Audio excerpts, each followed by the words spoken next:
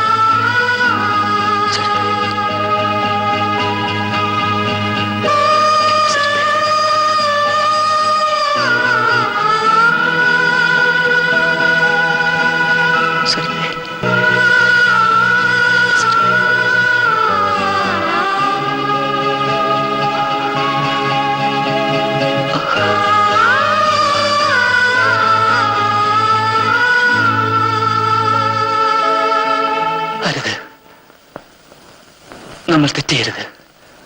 ഒരിക്കലും തിരുത്താനാവാത്ത ഈ തെറ്റ് നമ്മൾ ചെയ്യരുത്. കതിർ മണ്ഡപത്തിൽ വെച്ച് ഞാൻ താലി കെട്ടുന്ന പെൺകുട്ടി തികച്ചും പരിശുദ്ധിയുള്ളവളായിരിക്കണം.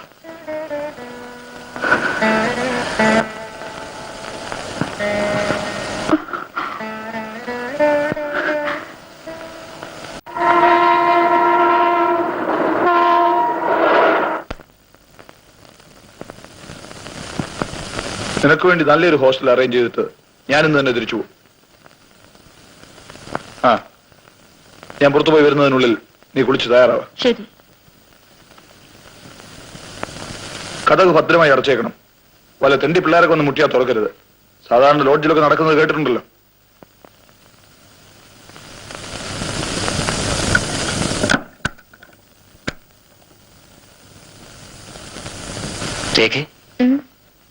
സരിതയപ്പോ അവിടെ എത്തിയിട്ടുണ്ടാവില്ലേ? മക്കളെ, നാളെ രാവിലെ അമ്പലത്തിൽ പോയി ബാലന്റെയും സരിതയുടെയും പേരിൽ അർച്ചന നടത്തണം. അവള് നാളെ ജോലി പ്രവേശിക്കുന്ന ദിവസമല്ലേ?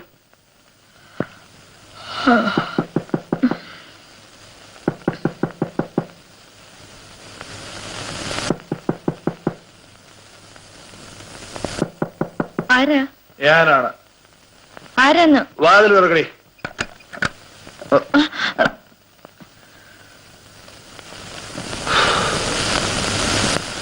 ഹോസ്റ്റൽ സൗകര്യം നാളേക്ക് റെഡിയാവും.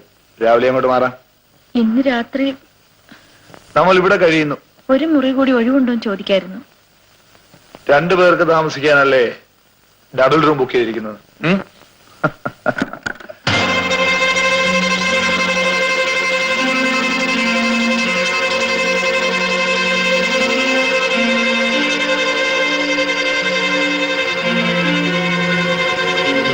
നീ ആഹാരം ഒന്നും കഴിച്ചില്ലേ?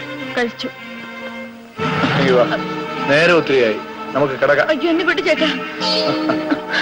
നിന്റെ ചേച്ചിയെ കെട്ടുമ്പോഴും എന്റെ മനസ്സ് നിറയെ നീയായിരുന്നു.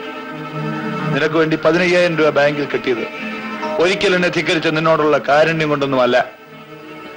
ബഹളം വയ്ക്കാതെ എന്നെ അനുസരിക്കുന്നതാ നല്ലത്. എന്നെ കൊന്നാലും ഞാൻ അതിനെ അനുവദിക്കില്ല. വാടി ഇവിടെ. നിന്നെ പറ്റി എല്ലാം എനിക്കറിയാൻ വേണ്ടി.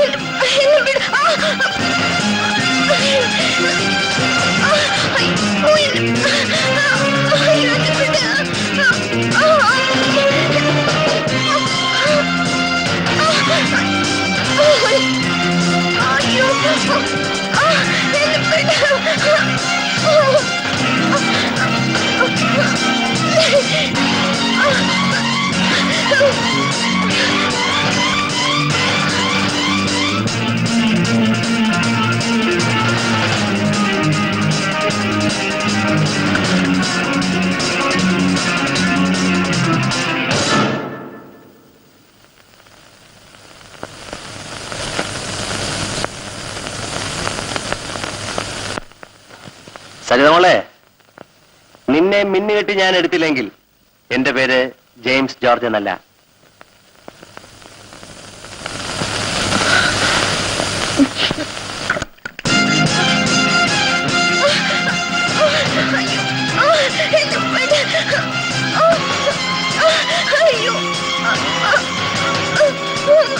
ചന്ദ്രശേഖരൻ,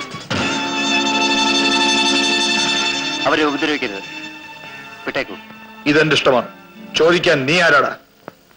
അവരെന്റെ മുറിയിൽ അഭയം തേടി വന്നതാണ്. ഇവൾ എന്റെ അനുജത്തിയാണ്. ഒരു ചേട്ടന്റെ പെരുമാറ്റമല്ലല്ലോ നിങ്ങൾ കാണുന്നത്. ഞാൻ തോന്നിയ പോലൊക്കെ ചെയ്യും. നിനക്കതിലൊരു കാര്യവുമില്ല. ഉണ്ട്. അവരെ വിടൂ. എടാ, വിടാൻ.